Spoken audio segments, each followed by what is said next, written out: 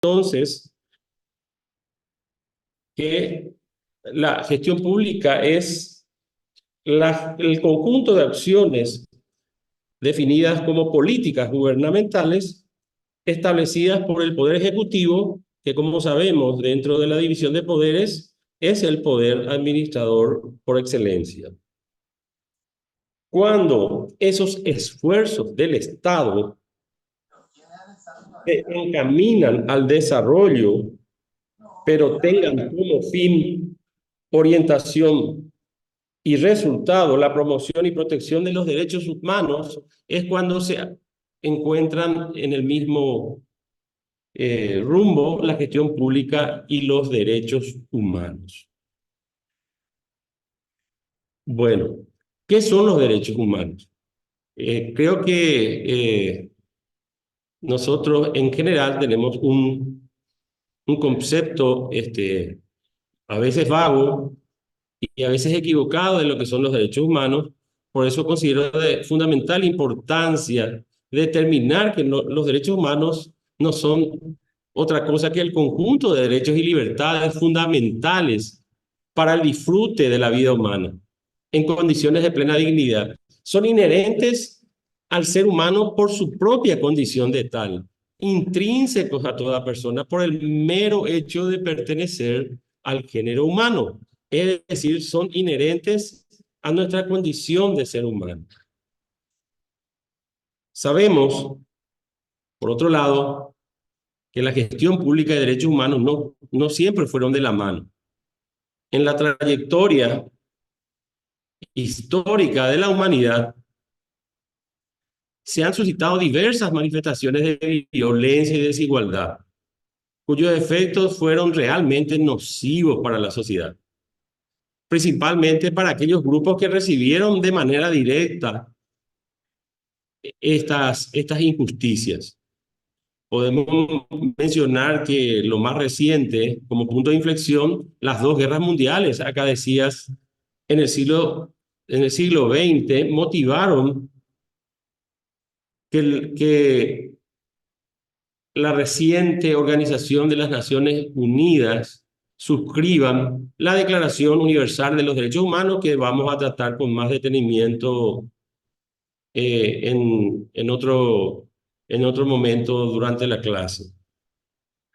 En ella se establece que es obligación de todos los estados que consideren a todas las personas que nacen libres en dignidad y derecho y que los estados deben promover y garantizar estos. Es un compromiso, están obligados a basar su gestión pública respetando y garantizando estos principios. Es una declaración que vamos a tratar más adelante con más detenimiento, la Declaración Universal de los Derechos Humanos. Pero, primeramente, debemos determinar la fundamentación del módulo. Y lo he considerado de esta manera para analizarlo. Necesitamos superar el preconcepto negativo con respecto a los derechos humanos, determinando con su definición, con su exacta definición, con la esencia misma de su ponderación, como el cimiento sobre el cual se sustenta la vida y la dignidad del ser humano, como única justificación para sostener una convivencia pacífica, como única justificación del ejercicio del poder político. Una convivencia pacífica digna, igualitaria. El Estado en su gestión está obligado no solamente a respetar, sino también a garantizarlo. Esto se acentúa en países de tradición conservadora, autoritaria, donde se han registrado abusos de poder cuyas consecuencias hasta hoy día siguen siendo significativamente graves y relevantes. Podemos mencionar los países de tradición musulmana, con regímenes autocráticos, los regímenes de izquierda, por dar algunos ejemplos, como Corea del Norte, donde el abuso de poder es significativo y realmente es delicado en términos de respeto y respeto a los derechos humanos.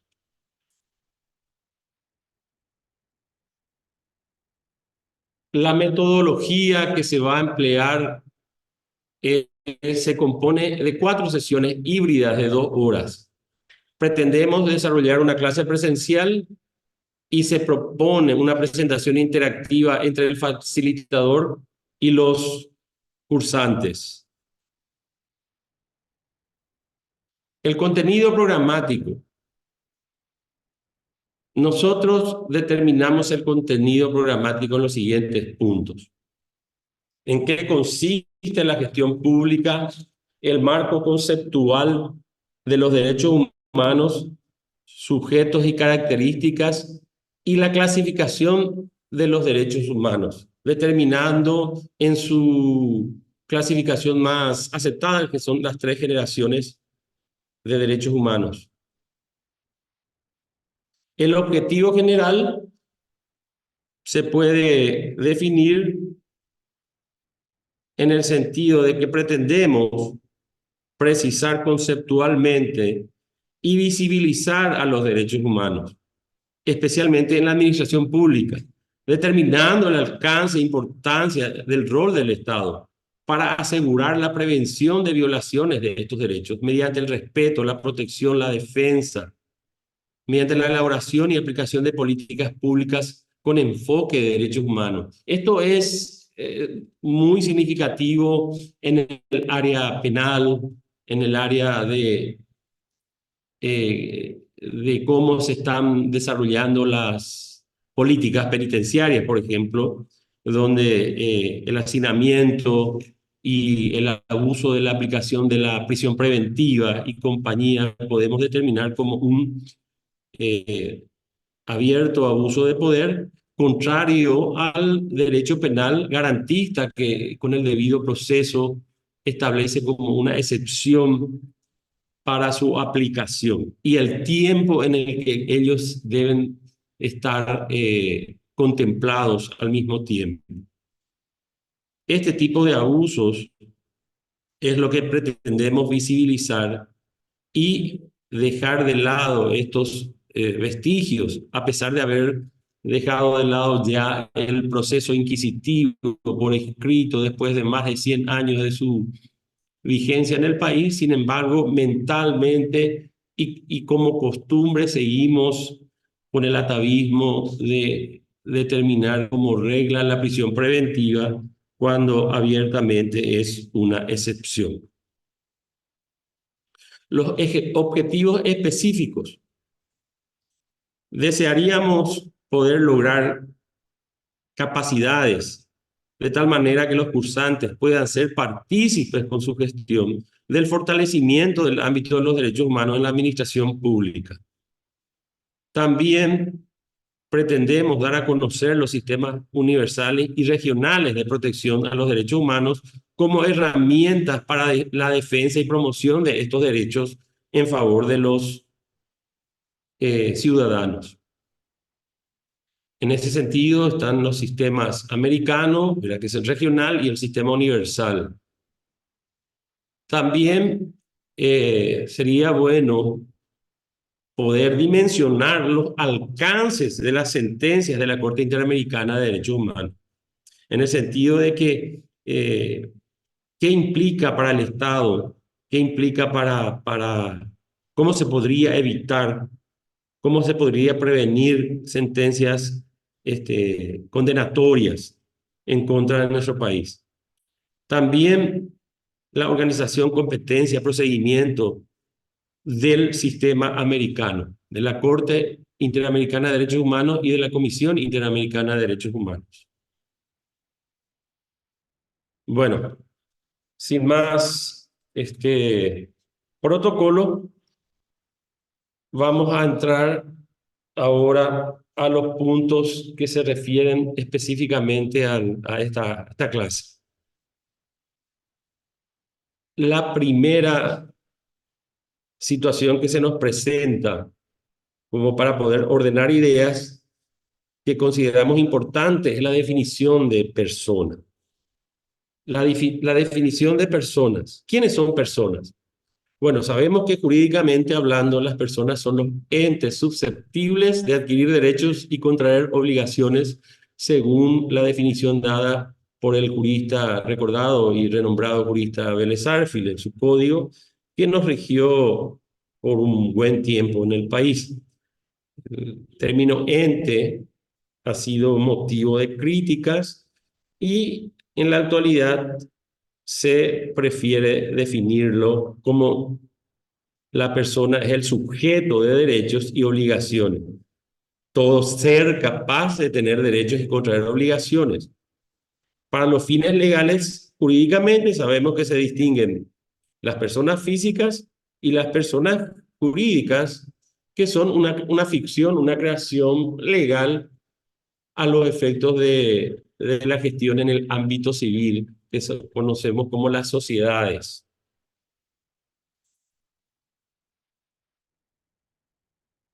Bueno, con eso creo que podemos tener clara la definición de personas. Ahora, volviendo a la definición o al concepto de derechos humanos. Como habíamos mencionado, los derechos humanos son el conjunto de derechos y libertades fundamentales para el disfrute de la vida humana en condiciones de plena dignidad. Toda persona tiene el derecho de gozar de estos derechos por el simple hecho de pertenecer al género humano. Son, como habíamos mencionado, son derechos inherentes sin distinción alguna de raza, color, género, lengua, religión. Tampoco interesan las opiniones políticas, la nacionalidad, el estatus social, la posición económica, nacimiento o cualquier otra condición. Todos los derechos humanos, los derechos civiles, políticos, los derechos sociales y culturales y los considerados de tercera generación, todos son derechos indivisibles, interrelacionados e interdependientes. El avance de uno de estos derechos facilita el avance de los demás.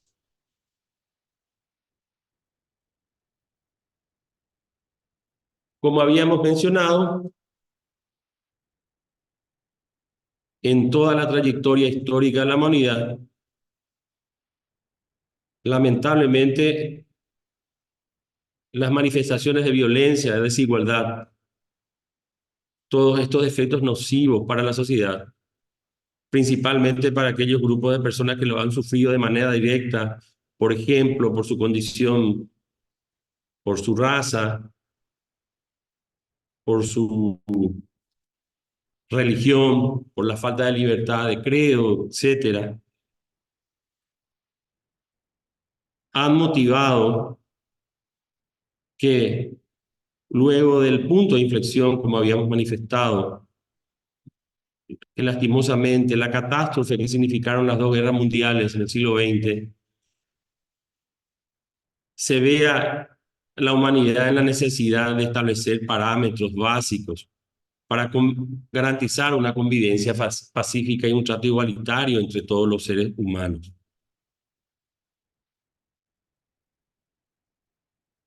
Es así que en 1948, en la reciente creada Organización de las Naciones Unidas, que había reemplazado a la Liga de las Naciones, que había fracasado en su misión, se define a los derechos humanos y se determina en su artículo primero este importante punto que considera a toda persona que nace libre en dignidad y derecho y que los estados deben promover y garantizar. El Estado debe basar su gestión respetando y garantizando estos principios. Es una obligación del Estado, del poder político. No se justifica a partir de esta declaración la existencia de un poder político si no basa su gestión encaminado en el respeto y garantía de estos principios.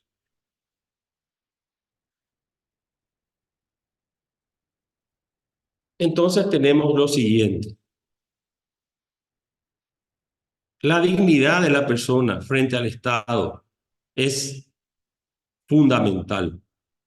Ya no podemos concebir al poder público sin otra meta que la del ejercicio al servicio del ser humano.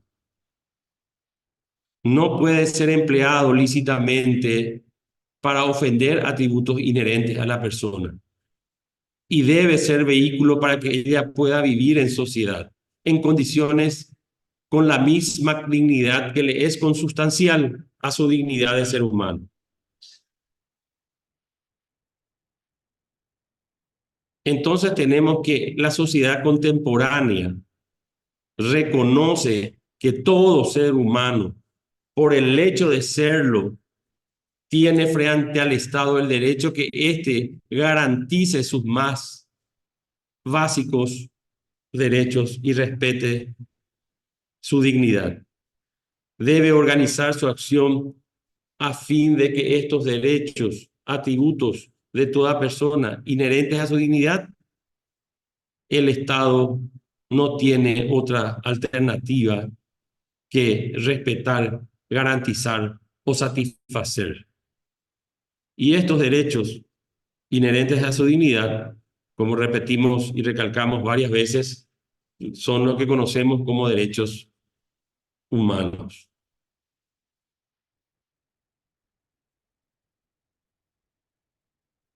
Tenemos que repetir hasta el cansancio que una de las características resaltantes del mundo contemporáneo es el reconocimiento de que todo ser humano, por el hecho de serlo, es titular de derechos fundamentales, que la sociedad no puede arrebatarle. Estos derechos no dependen de su reconocimiento por el Estado. No es una concesión graciosa o un regalo o algo sometido a su capricho. Tampoco depende de la nacionalidad de la persona, ni de la cultura a la cual pertenece. Por ello, repetimos la fundamental importancia del artículo primero de la Declaración Universal de los Derechos Humanos, donde se refiere a que todos los seres humanos nacen libres, iguales en dignidad y derechos, y dotados como están de razón y conciencia, deben comportarse fraternalmente los unos con los otros. La línea de tiempo de la evolución de los derechos humanos podríamos clasificar en algunos momentos fundamentales, a mi criterio. Por ejemplo, mencionamos el Código de Hammurabi, 1692 a.C. ¿Cuál es el significado de su importancia? El Código de Hammurabi, con una tablilla, una piedra, con escritura cuneiforme, determina una limitación, una primera limitación al poder punitivo del Estado, en el sentido de analizar el castigo conforme al hecho cometido, donde debe haber una necesaria relación. Es lo que se conoce como la ley del talión, ojo por ojo, diente por diente. El castigo conforme a la gravedad del hecho cometido. Podemos también, en una línea de tiempo, manifestar que los evangelios de Cristo hablan de solidaridad, de amor fraternal, de principios que pretendieron influenciar en los gobernantes de aquel tiempo a los efectos de imponer lo que no son otra cosa que lo que nos conocemos como derechos humanos.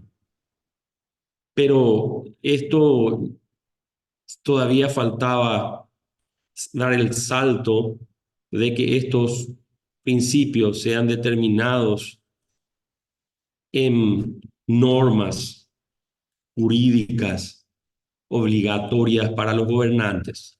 En ese sentido, podemos mencionar la petición de derechos que se estableció en Inglaterra como un antecedente fundamental en el transcurso del avance de los derechos humanos en la humanidad y principalmente ya llegando, ¿verdad?, al siglo XVIII, cuando la Declaración de Independencia de los Estados Unidos de Norteamérica y la Revolución Francesa determinaron la caída del antiguo régimen y la imposición del constitucionalismo y de los principios de la libertad, igualdad y fraternidad como base de la administración política o como ideal de la administración política, y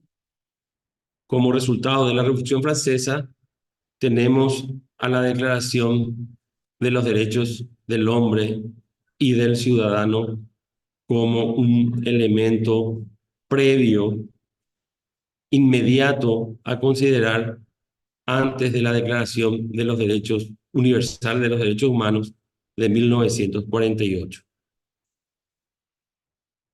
Entonces, estos son los antecedentes en la línea de tiempo de evolución de los derechos humanos que podemos mencionar.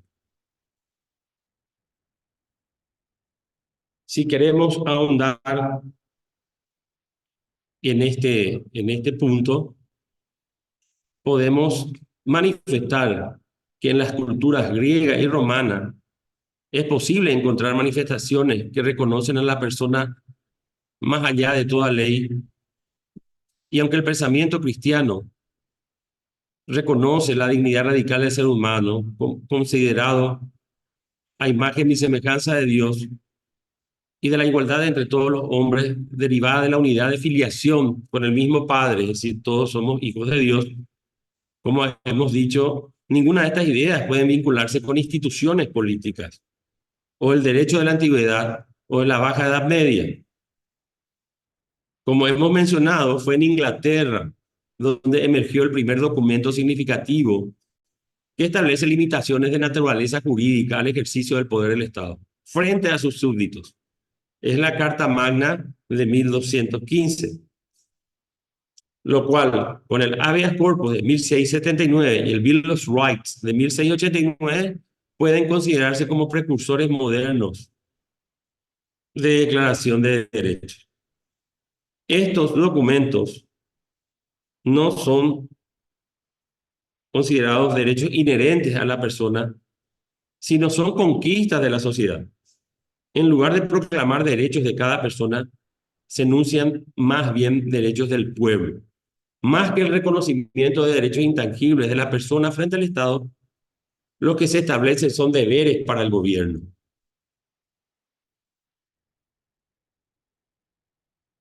Por ello, las primeras manifestaciones concretas, como hemos dicho, de derechos inalienables con fuerza legal, fundadas en el reconocimiento de derechos inherentes al ser humano, que el Estado está en deber de respetar y proteger, los encontramos en las revoluciones de independencia norteamericana, así como en la Revolución Francesa.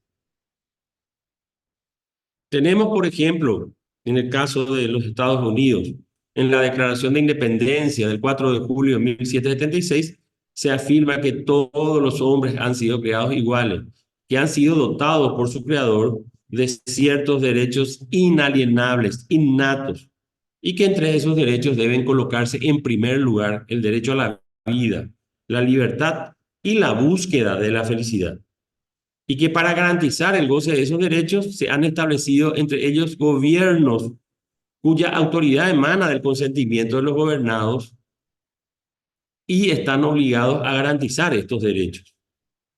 En el mismo sentido, la Declaración de los Hombres del Hombre y del Ciudadano de 26 de agosto de 1789 reconoce que los hombres nacen libres, permanecen libres e iguales en derechos, y que las distinciones sociales no pueden estar fundadas sino en la utilidad común. Antes de entrar en el siguiente punto, me gustaría pasar un material audiovisual con respecto a la Declaración Universal de los Derechos Humanos.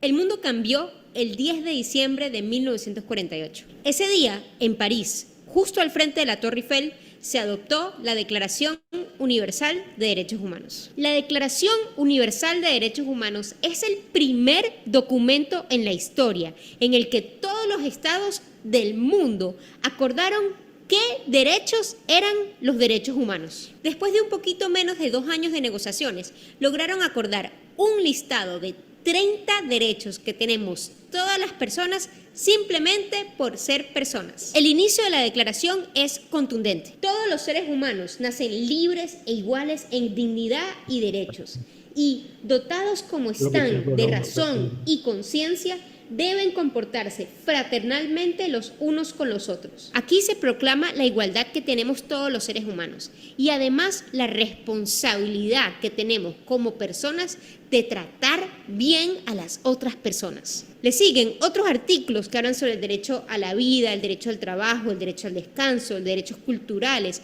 y otros derechos civiles, políticos, económicos, sociales y culturales. La Declaración Universal se redactó tomando en cuenta otros instrumentos nacionales que ya existían, como por ejemplo la Declaración Francesa de Derechos del Hombre y del Ciudadano. Pero la Declaración Universal es un nacional en el cual los estados asumieron de alguna manera u otra un compromiso frente a los otros estados. Pero ojo una cosa, esta declaración no es un tratado internacional, o sea, por sí misma no es obligatoria para los estados. Sin embargo, la Declaración Universal se adoptó en el marco de las Naciones Unidas y en la Carta de Naciones Unidas, que es el tratado que crea la Organización de Naciones Unidas, se menciona en diferentes momentos la frase de derechos humanos. Y esta declaración es lo que le da contenido a esa frase, es, bueno, los derechos humanos que menciona la Carta de Naciones Unidas son los derechos humanos que establece la Declaración Universal de Derechos Humanos. Además, dentro de Naciones Unidas existen diferentes mecanismos, un sistema de protección de derechos humanos que utiliza la declaración como parámetro. Entonces, por ejemplo, el Consejo de Derechos Humanos hace periódicamente un examen donde evalúa cómo cada uno de los Estados miembros de Naciones Unidas está cumpliendo con la Declaración Universal de Derechos Humanos. Este examen se conoce como el examen periódico universal. Además, en términos generales, la Declaración Universal es una guía para todo el trabajo de Naciones Unidas porque, de hecho, es uno de los objetivos de esta organización, la protección de los derechos humanos. Si quieres saber más sobre los objetivos de Naciones Unidas y el trabajo en general de esta organización, revisa este video.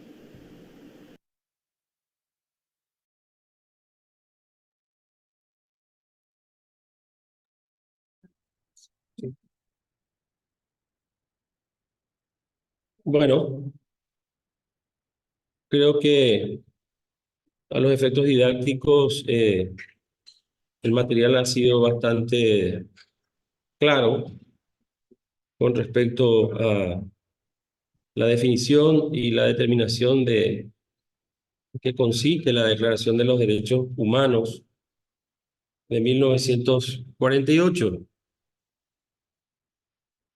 Un segundo, ¿qué es acá? ¿Cómo podemos salir?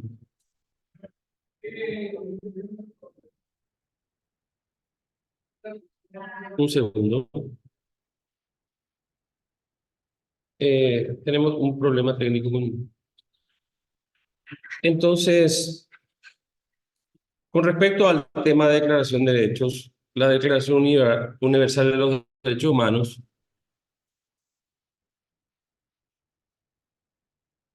eh, tenemos, conforme al material que acabamos de ver, que es un documento adoptado por la Asamblea General de las Naciones Unidas. Es una resolución 217.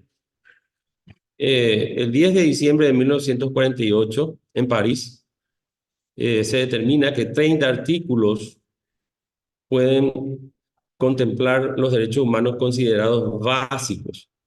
Surge como una necesidad a partir de las nefastas consecuencias y abusos y trágicos acontecimientos acaecidos en las dos guerras mundiales que acababan de finalizar. Tenemos que reconocer que debido a la falta de consenso internacional que existía en ese momento sobre la obligatoriedad de proteger y respetar los derechos humanos, el documento no alcanzó a ser formalizado como un tratado internacional obligatorio para los estados firmantes y se limitó a ser una declaración que fuera tomada como un ideal orientativo. 3 décadas fueron suficientes para establecer la obligatoriedad de los estados en vistas a proteger los derechos humanos.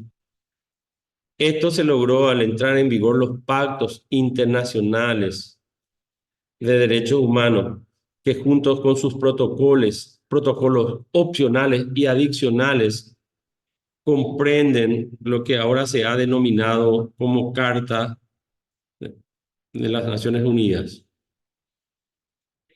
Hasta la fecha son 9 los tratados que conforman el cuerpo básico de instrumentos internacionales de derechos humanos, derechos civiles y políticos, uno, económicos y sociales, otro, contra el racismo, contra la discriminación de las mujeres, contra la tortura, derechos de la niñez, trabajadores migrantes, contra la desaparición forzada y derechos de las personas con discapacidades. Notarán que estos cuerpos, estos instrumentos internacionales, convenciones de derechos humanos, dieron lugar a la creación de ministerios que sea ente rector en personas con discapacidad, área de competencia de niñez, Ministerio de la Mujer, etcétera. La Declaración Universal de Derechos Humanos fue adoptada por las Naciones Unidas, recientemente creada, como dijimos, el 10 de diciembre de 1948, como respuesta a los actos de barbarie ultrajante para la conciencia de la humanidad cometidos más recientemente durante la Segunda Guerra Mundial, que había repetido y empeorado los actos de barbarie cometidos en la Primera Guerra Mundial.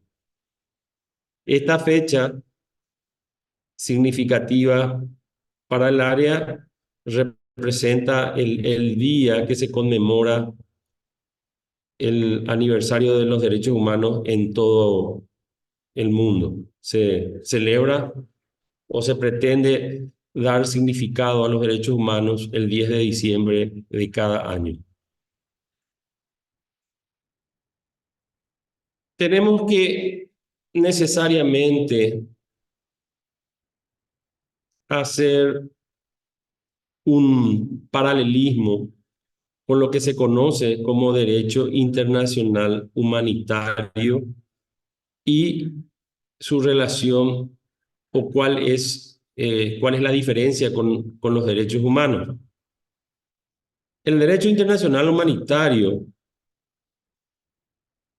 como los derechos humanos en general, protegen los derechos inalienables del ser humano, como la vida, pero el derecho internacional humanitario nació como manera de humanizar en lo que se pueda los conflictos armados. Persigue contener los imperativos militares para preservar la vida, la dignidad y la salud de las víctimas de la guerra, el cual contiene un germen de la salvaguarda internacional de los derechos fundamentales. Esto surgió en el siglo XIX, cuando un empresario suizo de nombre Henri Dunant, circunstancialmente tuvo que cruzar un lugar en el cual se había desarrollado recientemente una batalla, la batalla de Solferino, en Lombardía, Italia, entre las fuerzas austriacas y las fuerzas de Napoleón III, en el marco de la unificación de la República Italiana. Se vio muy impactado por el abandono en el que estaban los heridos de ambos bandos, y se vio él en la necesidad de que esta situación no podía quedar en el abandono de las víctimas, de los heridos, no importando su nacionalidad. Gracias a su gestión fue creada la Cruz Roja, la entidad de la Cruz Roja Internacional, y fueron suscritos la Convención de Ginebra y todas las convenciones que pretenden dignificar o humanizar los conflictos de las guerras mundiales.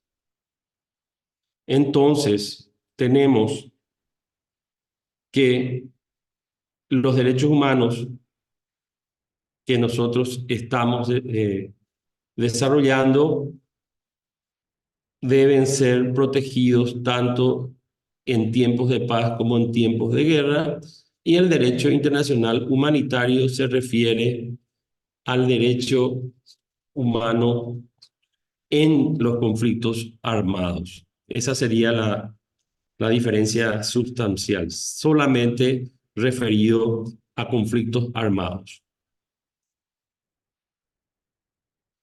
Tenemos ahora como siguiente punto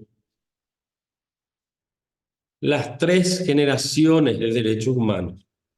Tenemos que aclarar que los derechos humanos tomados de distintos puntos de enfoque reciben distintas clases de clasificaciones. Un enfoque basado en la jerarquía distingue los derechos humanos entre derechos esenciales y los derechos complementarios, por ejemplo. Pero considerando un enfoque historicista, se toma en cuenta la protección progresiva de los derechos humanos. Este enfoque historicista es el que dio lugar a la clasificación de los derechos humanos en 3 generaciones. Se debe principalmente a Karel Basak, que lo puso de manifiesto por primera vez en el Instituto Internacional de Derechos Humanos de Estrasburgo, Francia, en 1977. A partir de allí, la clasificación más conocida de los derechos humanos es aquella que distingue las llamadas 3 generaciones. Y el criterio en que se fundamenta es un enfoque periódico basado, como dijimos, en la progresiva cobertura de los derechos humanos. Así tenemos aquellos derechos humanos de primera generación que surgen a partir de la Revolución Francesa como rebelión al absolutismo del monarca, del sistema monárquico absolutista, y se encuentra determinada por los denominados derechos civiles y políticos. Imponen al Estado la obligación de respetar los derechos fundamentales del ser humano, como ser la vida, la libertad, la igualdad. Están determinados a proteger al individuo de los abusos del Estado en su ejercicio del poder. Los de segunda generación, habida cuenta de que habíamos avanzado en los derechos considerados de primera generación, que corresponden al individuo frente al Estado, frente a cualquier autoridad, podemos decir que estos derechos de primera generación están determinados para que el Estado lo deba respetar siempre. Solo pueden ser limitados en los casos y bajo las condiciones previstas en la Constitución. Por ejemplo, el estado de excepción, el estado de sitio, como se consideraba antes, cuando por situaciones extremadamente de emergencia, los derechos fundamentales del ciudadano son limitados. Su titular en los derechos civiles es todo ser humano en general. En los derechos políticos, los considerados ciudadanos.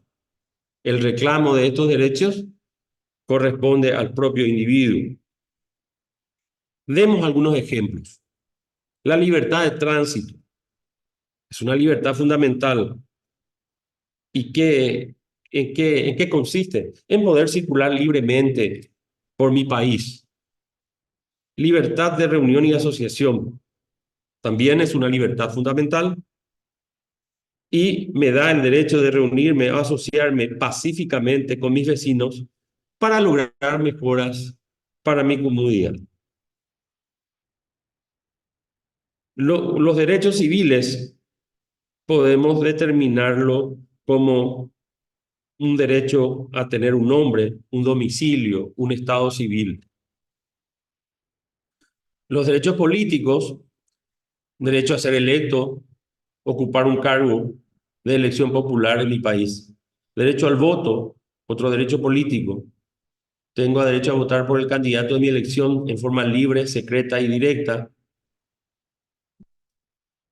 Podemos enunciar cuáles son estos derechos y libertades fundamentales que corresponden a toda persona, sin distinción, como dijimos, de raza, color, idioma, posición social o económica.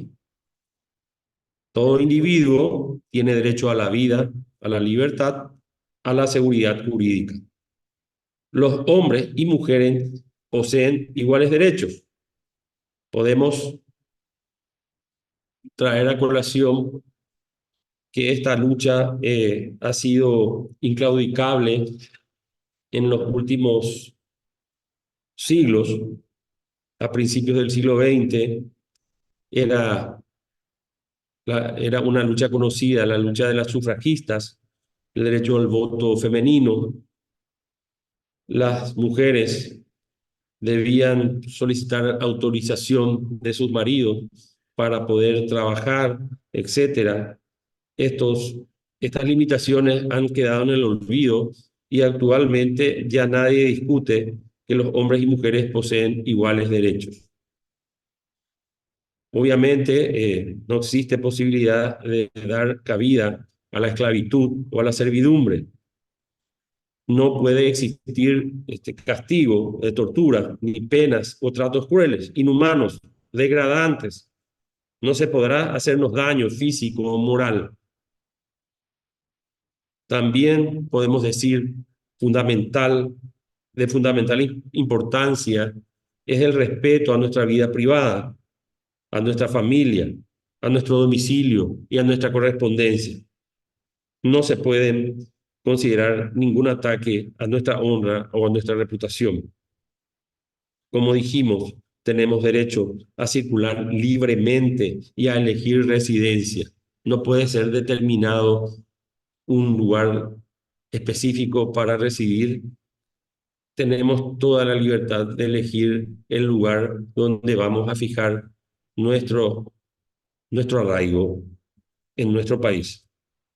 Toda persona tiene derecho a una nacionalidad. En caso de persecución política, a buscar asilo, a disfrutar de él en cualquier país. Los hombres y mujeres tienen derecho a casarse con quienes ellos decidan y el número de hijos que pretendan tener. Es bien conocido el caso de la China continental, en que por una cuestión demográfica se había determinado que los ciudadanos solamente podrían tener un hijo por familia. Evidentemente es una restricción categórica de derechos de la primera generación. También podemos decir que no menos importante es el derecho a la libertad de pensamiento y de religión. El Estado es laico, pero reconoce en pie de igualdad la libertad de credo. Todo individuo tiene derecho a la libertad de opinión y de la expresión de las ideas. También tiene derecho a la libertad de reunión y de asociación pacífica. Podemos también decir que entre los derechos civiles y políticos, todo ser humano tiene derecho a reconocimiento de su personalidad jurídica. Todos somos iguales ante la ley. Esto es, a todos debe aplicarse de igual manera. No existe la posibilidad de hacer valer títulos de nobleza o de otra índole. Nadie puede ser detenido, preso ni desterrado arbitrariamente. Tenemos derecho a ser oídos, a ser tratado con justicia por un tribunal imparcial. La presunción de inocencia solamente puede ser rota de manera indubitable como producto de un debido proceso, una sentencia firme por tribunal competente. También tenemos derecho a participar en el gobierno de nuestros países. Toda persona tiene derecho a ocupar también un puesto público en su país de origen. Y la voluntad del pueblo es la base de la autoridad del poder público. Esta voluntad se expresa mediante elecciones auténticas. Ahora pasemos a los derechos de segunda generación. Son derechos de contenido social que pretenden conseguir mejores condiciones de vida. Las características es que con ello se amplía la esfera de responsabilidad del Estado. El Estado liberal del siglo XIX se limitaba a laissez-faire, al eufemismo laissez-faire, laissez-passer, simplemente a dar seguridad y no se entrometía en cuestiones que significaban, dejaban al libre albedrío de los ciudadanos. Esta satisfacción de necesidades surgieron luego de los excesos cometidos en la revolución industrial, donde las condiciones de los trabajadores eran paupérrimas y como el Estado no intervenía, la nueva clase dominante, conocida como la burguesía, cometía todo tipo de excesos. Entonces, la responsabilidad del Estado el Estado se vio obligado a ampliar el ámbito de sus intervenciones en favor del más débil, en este caso el obrero.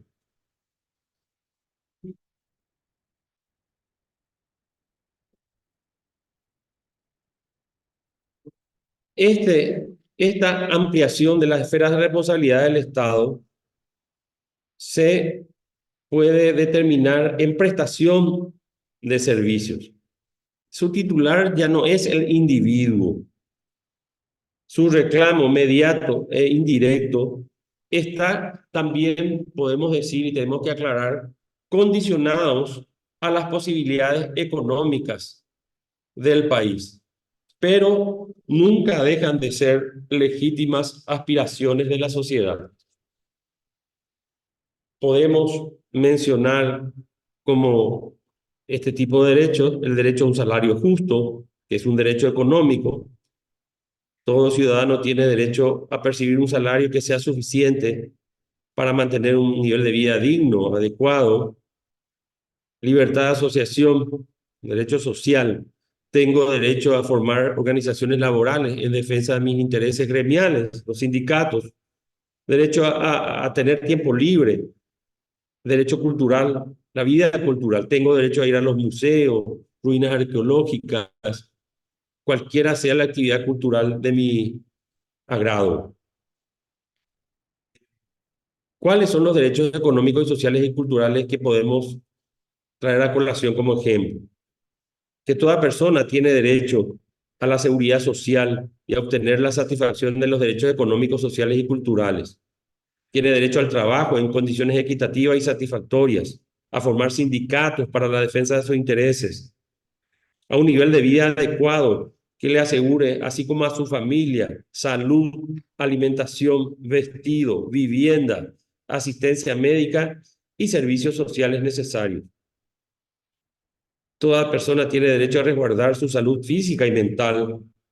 La maternidad, la infancia, la primera infancia, tienen derecho a cuidados y asistencia especiales. Toda persona tiene derecho a la educación en sus diversas modalidades. La educación primaria y secundaria deben ser obligatorias y gratuitas. La seguridad pública, el tipo de educación que habrán de darse a sus hijos.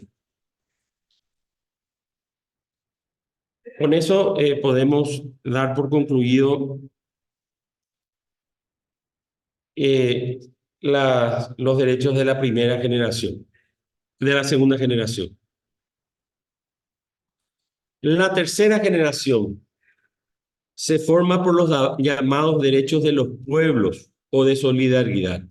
Surgen en nuestro tiempo como respuesta a la necesidad de cooperación entre las naciones, así como los distintos grupos que lo integran. Se los llama derechos de los pueblos o derechos de la solidaridad.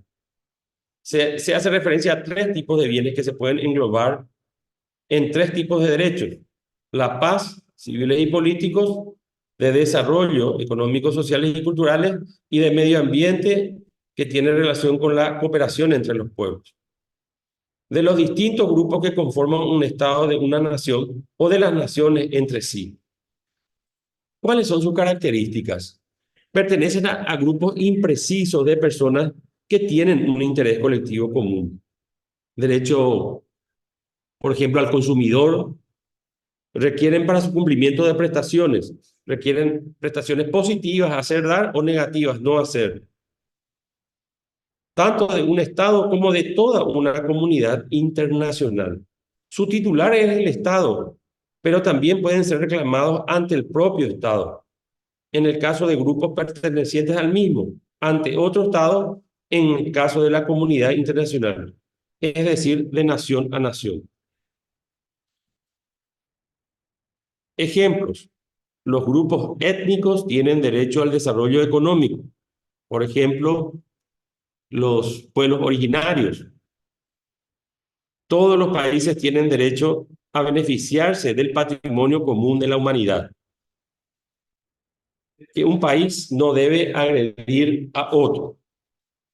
Y con respecto a los derechos de los pueblos, estos podían determinarse en el derecho a la autodeterminación, a la independencia económica y política, a la identidad nacional y cultural, al derecho a la paz, a la coexistencia pacífica, al entendimiento y confianza, a la cooperación internacional y regional, al desarrollo, a la justicia social internacional, al uso de los avances de la ciencia y la tecnología en favor de todos los pueblos, a la solución de los problemas alimenticios, demográficos, educativos y ecológicos, a la defensa del medio ambiente, a la defensa de todo aquello considerado patrimonio común de la humanidad y todo aquello que implique el desarrollo que permita una vida digna.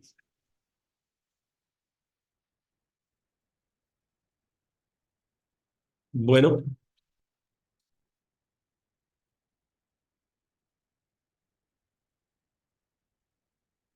ahora desearía estar atento a cualquier consulta con respecto a lo desarrollado y luego pasar al último punto de nuestra clase de hoy, que se determina en la tarea a llevar a cabo.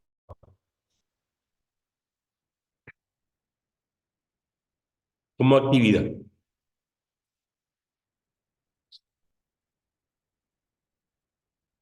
¿Alguna consulta? ¿Una pregunta?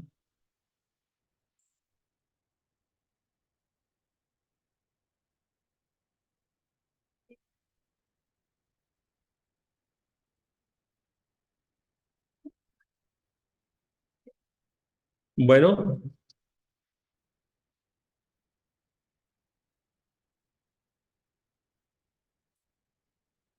nosotros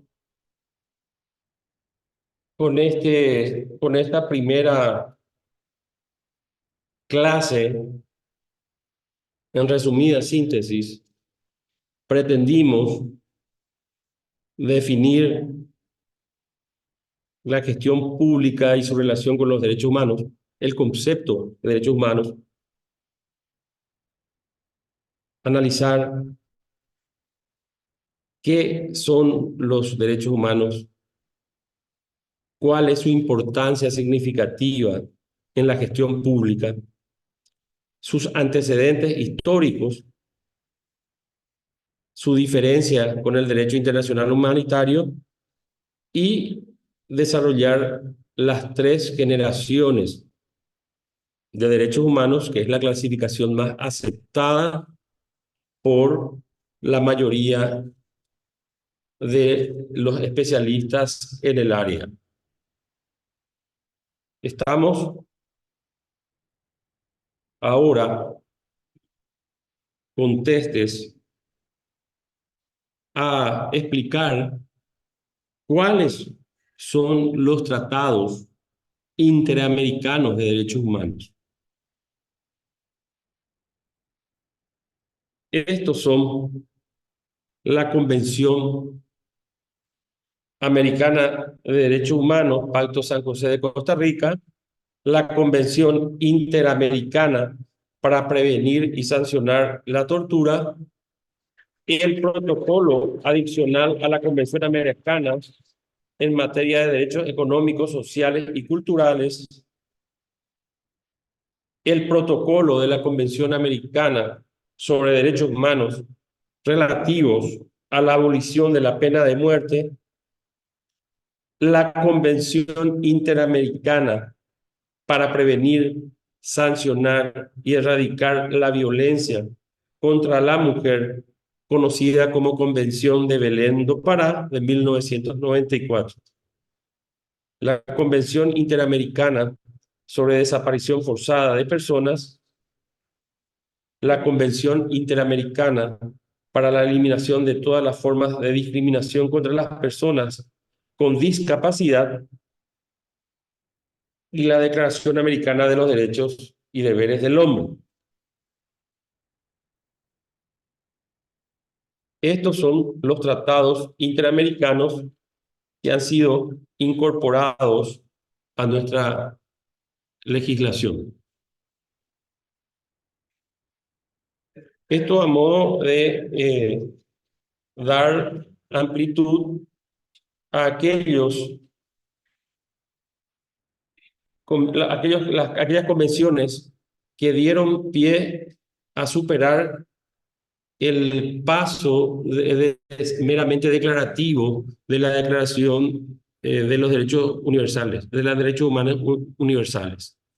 Esto implica que estas convenciones, al ser suscritas por los estados, han sido incorporados a su ordenamiento jurídico y son de cumplimiento obligatorio. La violación de estas convenciones da lugar a las acciones ante la Comisión Interamericana y, si superada ese filtro de la Comisión Interamericana, llegar a la Corte Interamericana con las posibilidades de una sentencia condenatoria. Este punto desarrollaremos con mayor amplitud en próximos módulos.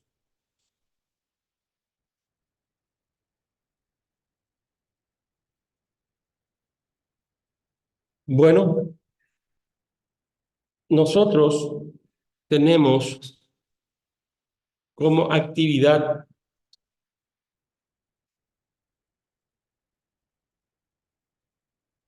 una tarea que va a ser alzada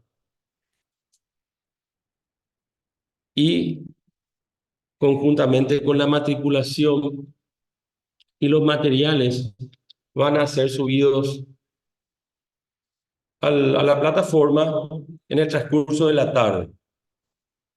También dentro de esos materiales está definida la actividad para esta primera clase y el plazo de entrega es la próxima clase, lunes 20 de mayo.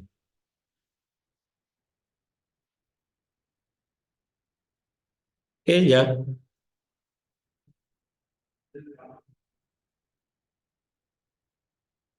bueno, la actividad consiste en determinar, según su parecer particular, la importancia de la Declaración Universal de los Derechos Humanos para la humanidad, como garantía de respeto para todas las personas.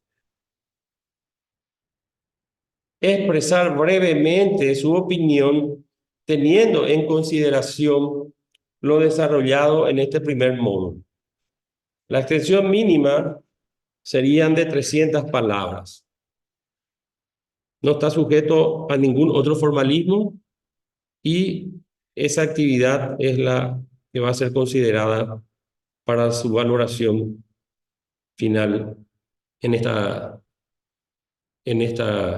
cátedra. Vuelvo a repetir, estoy abierto a alguna consulta, alguna pregunta, una duda que hayan tenido con respecto a lo desarrollado en la clase.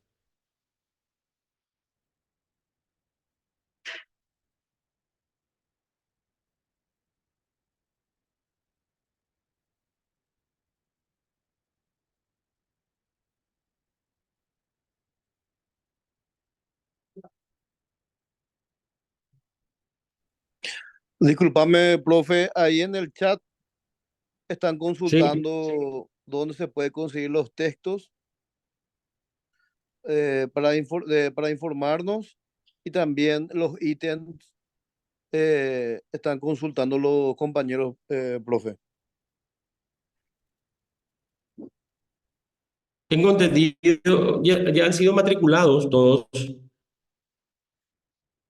Me informan que ahora están procediendo a la matriculación y al mismo tiempo van a ser alzados al sistema toda la bibliografía, todo el material que se utiliza en la cátedra.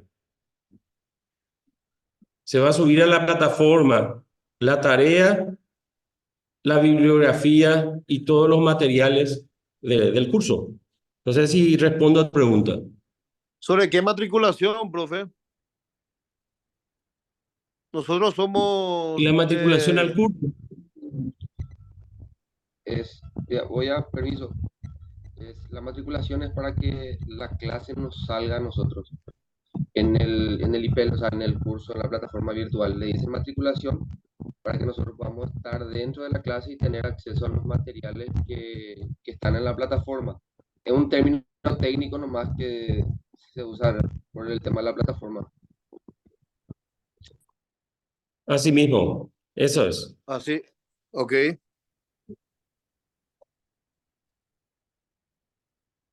Bueno, entonces Bueno, vamos a estar esperando que se alce. así mismo. Sí, no sé, estoy atento a cualquier consulta, a cualquier duda.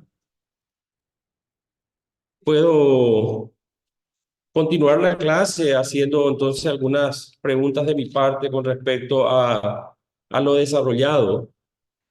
Eh, ¿Cuál sería, por ejemplo, la diferencia que hemos mencionado entre el derecho internacional humanitario y los derechos humanos en general? Buenas tardes, profesor. Irma Cáceres le saluda. Los Sí, derechos humanos, sí.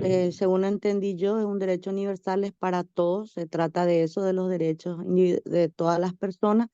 Y del otro que usted dijo es para el tema de del armamento, de la guerra. no me acuerdo, es como que dijo el derecho humano y el Sí, otro había dicho, disculpe, derecho internacional humanitario. humanitario, Era era con necesario, referencia al sí, armamento y de la guerra, esa sería la diferencia, que tiene un punto en específico.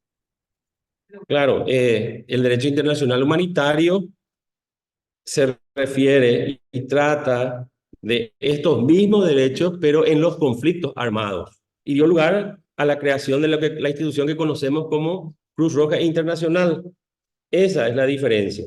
Sin embargo, los derechos humanos están vigentes en todo momento, tanto en paz como en guerra. Y el derecho internacional humanitario se refiere a la protección de estos mismos derechos, pero en conflictos armados. Pero en Esa es la, conflictos armados, así como dijo usted así la mismo. Cruz Roja y la Convención de Ginebra, que yo anoté. Exactamente. La Comisión de Ginebra que determina el derecho prisioneros, el trato a prisioneros, etcétera. Todo relacionado al, a la dignidad del ser humano por encima de la nacionalidad. Es por ello que la Cruz Roja Internacional, con su emblema, que es el anverso de la bandera suiza, la Cruz Roja, no es un símbolo religioso, es el anverso de la bandera suiza, ya que Henri Dunant, su fundador, es de nacionalidad suiza y determinó ese emblema como distintivo para que las personas que estén con ese emblema no sean motivo de agresión y se les permita la asistencia a los heridos, a las víctimas de los conflictos armados. Ahora se ha ampliado ese diseño como la media luna roja, que es la que adoptan los países musulmanes, pero sometidos a las mismas reglas y condiciones determinadas en el derecho internacional humanitario.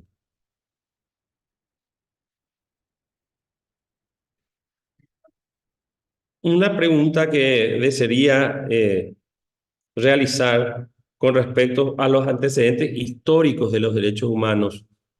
¿Cuál sería la relevancia que le darían ustedes a la Revolución Francesa como punto de inflexión en la determinación de normas imperativas con respecto al Estado, a los efectos de la protección de estos derechos fundamentales, especialmente aquellos que hemos definido como de primera generación?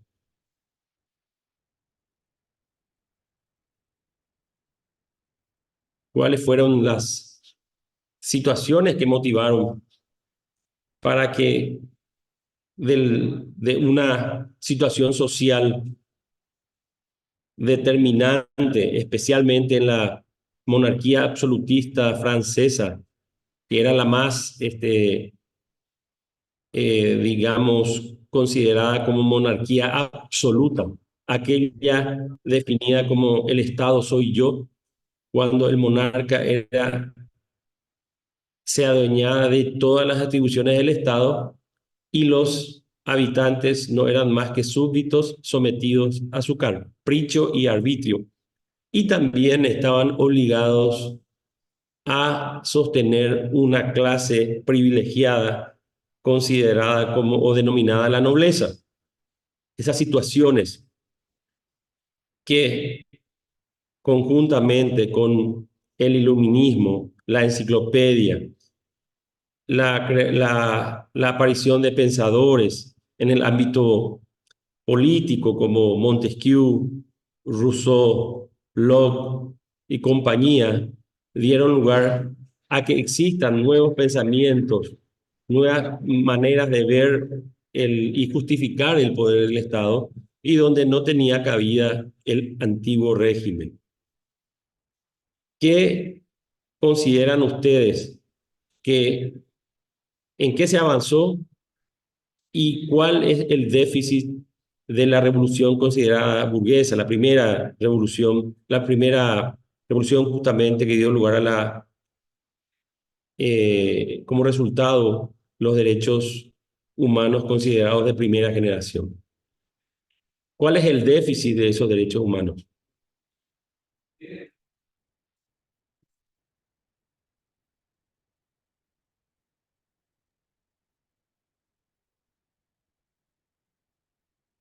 Bueno, el déficit consiste en que, a pesar de que significativamente se avanzó en los derechos del ciudadano, el Estado no intervenía en cuestiones que, dadas las circunstancias de los avances en la tecnología, la máquina de vapor no solamente significó la creación del ferrocarril, también las maquinarias en las industrias, el advenimiento de masas de proletarios a las ciudades, triplicaron su población en Londres, en las grandes ciudades europeas, pero en condiciones precarias y siendo explotados por los capitalistas, quienes no tenían obligación de pagar un sueldo digno, ni determinar una cantidad de horas de trabajo, derecho al descanso, respeto a la maternidad, lugares insalubres, otorgar viviendas dignas, pensiones, vacaciones. Ninguno de esos derechos estaban determinados como obligatorios para el patrón, para el empleador. Tantos abusos dieron lugares a la necesidad de que los derechos humanos sean considerados como colectivos, como una aspiración colectiva de mejorar nuestra dignidad y conseguir de esta manera un empleo que se respete el derecho a un empleo digno, a una vivienda digna, a un derecho a la educación, que son los derechos que han sido determinados como segunda generación y como segunda conquista en progresión histórica para la humanidad. Esa sería la diferencia entre uno y otro. Es decir, consiste en que lo primero es fundamental y lo segundo es un avance, un ir adelante en resguardar otros derechos también considerados fundamentales para la dignidad humana.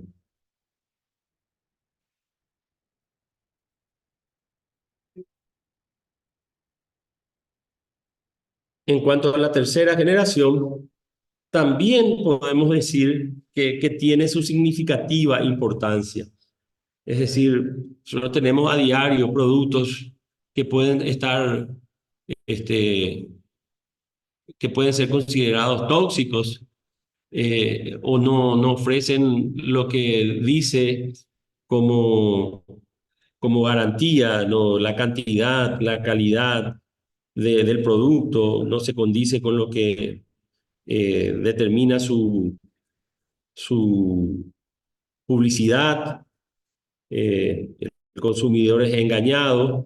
Entonces, estos derechos exigen protección de un sector no precisado en raza o en nacionalidad. Es un derecho del consumidor, de cualquier persona que se vea afectada por un producto que no se condice con lo que se le ofreció. Estos derechos, obviamente el medio ambiente, ¿verdad? De hecho, eso llaman intereses difusos.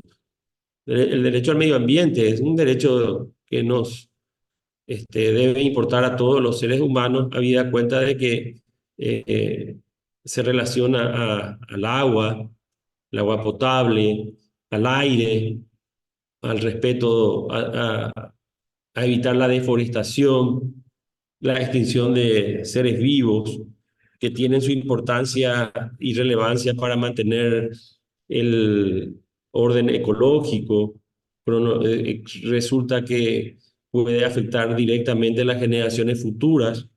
Por eso es que se ha determinado este tercer grupo esta generación denominada tercera generación de los derechos humanos, que no dejan de ser también importantes porque competen a todos los pueblos y a la comunidad internacional toda su respeto y su consideración. si ha quedado claro estas aclaraciones que estoy haciendo con respecto a las generaciones de los derechos humanos. Inclusive, podemos mencionar que en la actualidad se está intentando determinar una cuarta y una quinta generación de derechos humanos que no vamos a mencionar para no confundir y porque hemos determinado que la clasificación en 3 generaciones es la que vamos a tomar como definitiva para nuestro módulo.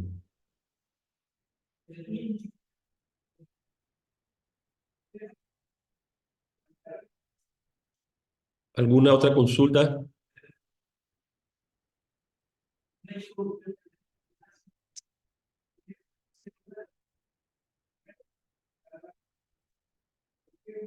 Podemos, esto a modo a criterio, a título personal, mencionar que lastimosamente nuestro país no está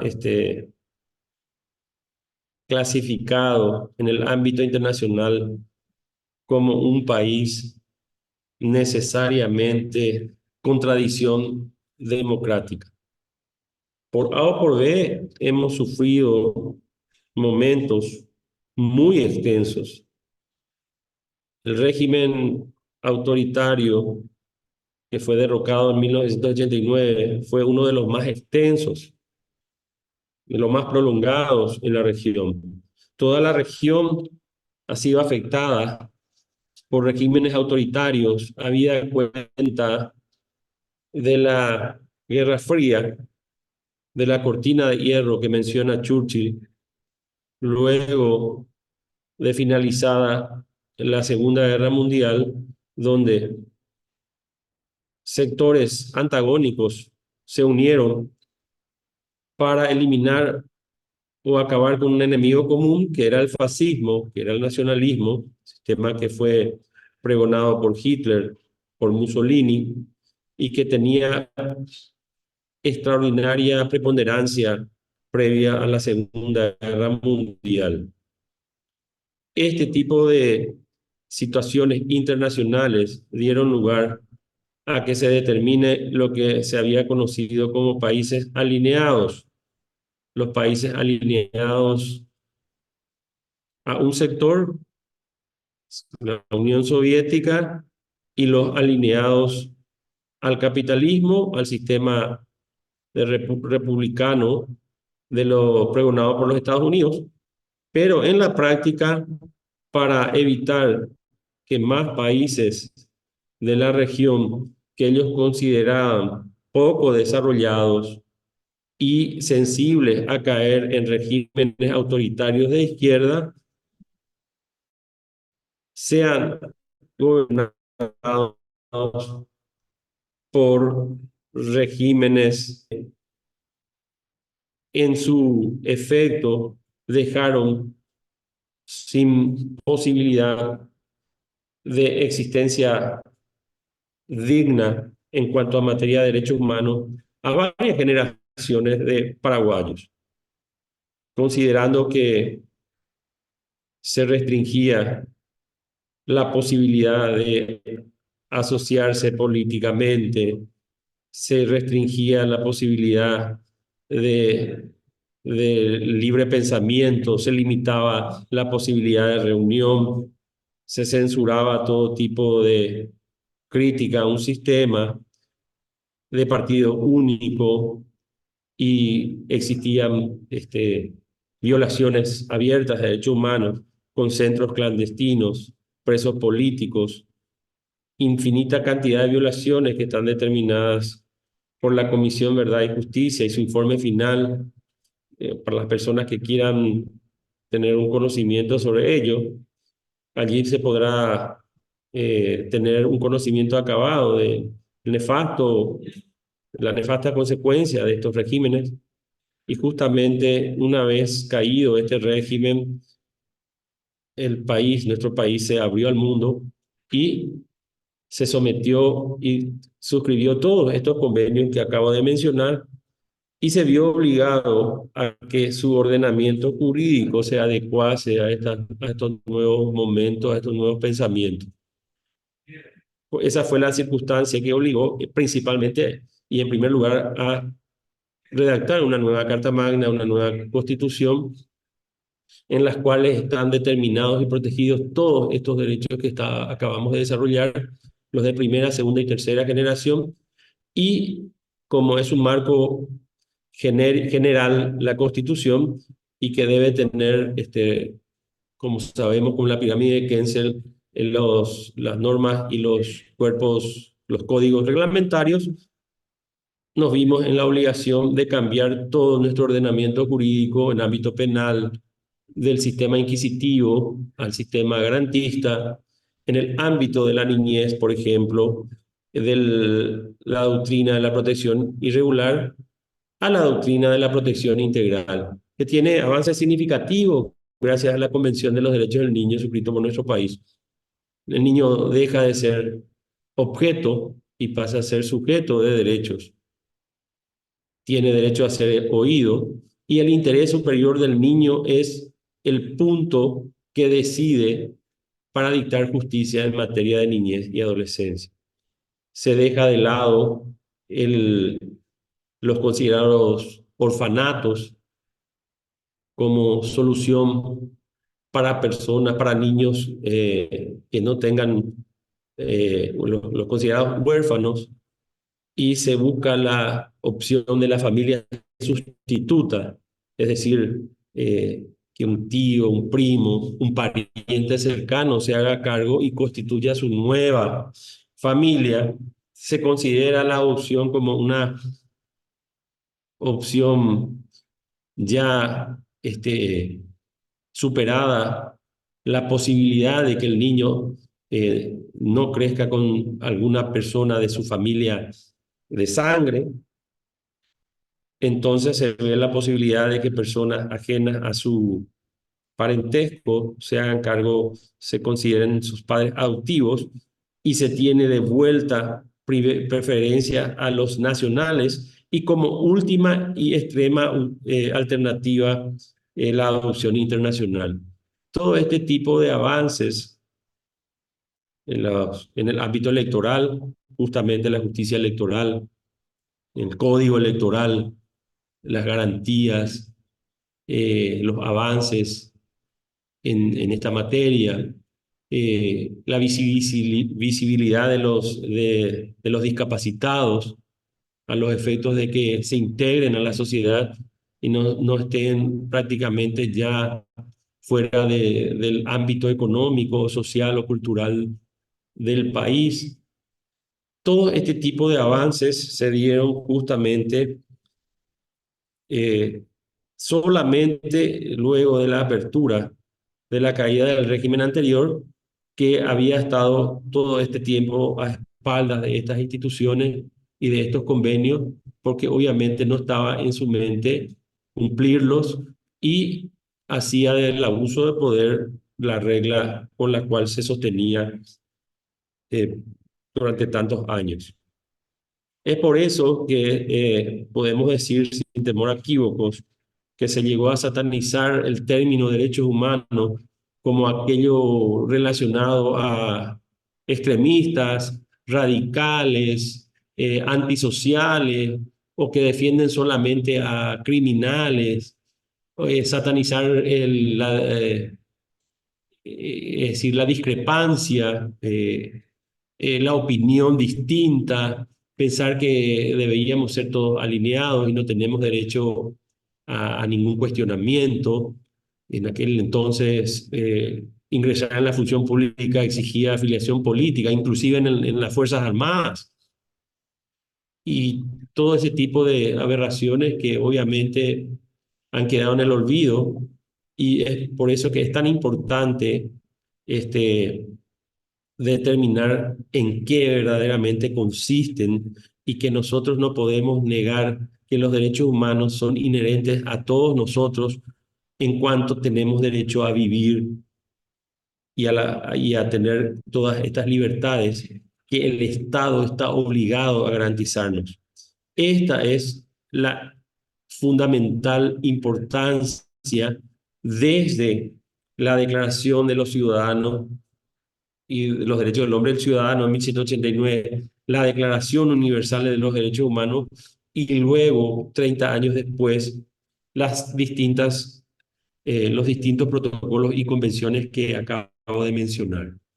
Esto, de manera general, como conclusión, para determinar que el poder político ya no se puede justificar a espaldas de la garantía para todos los habitantes de un determinado país de respeto a estos derechos inalienables y reconocidos a cada uno de nosotros por la simple condición de pertenecer al género humano. Muchísimas gracias y estaremos ampliando muchos de estos conceptos clasificados en módulos, en clases, a los efectos de ser más didáctico el módulo de la materia de gestión pública y derechos humanos, y espero obviamente que cuando cerremos la última clase haya sido de utilidad a los efectos de que podamos todos comprender que los derechos humanos deben ser respetados por todos y especialmente deben ser garantizados por aquellos que tienen en su gestión la administración pública como parámetro, como actividad. Ser funcionario público implica, conforme a lo que nosotros estamos mencionando, ser un elemento de garantía de protección de estos derechos como agente del Estado y como cada uno desde su ámbito o de su materia le corresponda. Solamente así, en conjunto, vamos a poder conseguir lo que en el preámbulo de la Constitución de los Estados Unidos se termina diciendo que todos los seres humanos fueron dotados por su creador de ciertos derechos fundamentales, de que entre estos derechos se encuentra el derecho a la vida, la libertad y la búsqueda de la felicidad. La búsqueda de la felicidad se va a conseguir simplemente cuando el Estado en su gestión pueda realizarse al amparo de estos derechos humanos. Bueno, creo que por hoy hemos dado una pincelada con respecto a la importancia de los derechos humanos y que estos derechos humanos y gestión pública van de la mano conforme a nuestro sistema político, Estado social de derecho, determinado en su pacto social, en su constitución, el respeto de todos estos derechos fundamentales, puesto que esta nueva constitución se adecua y se abre al ámbito internacional de protección a los derechos humanos. Muchísimas gracias y esperamos seguir contando con ustedes para las próximas clases. Hasta luego.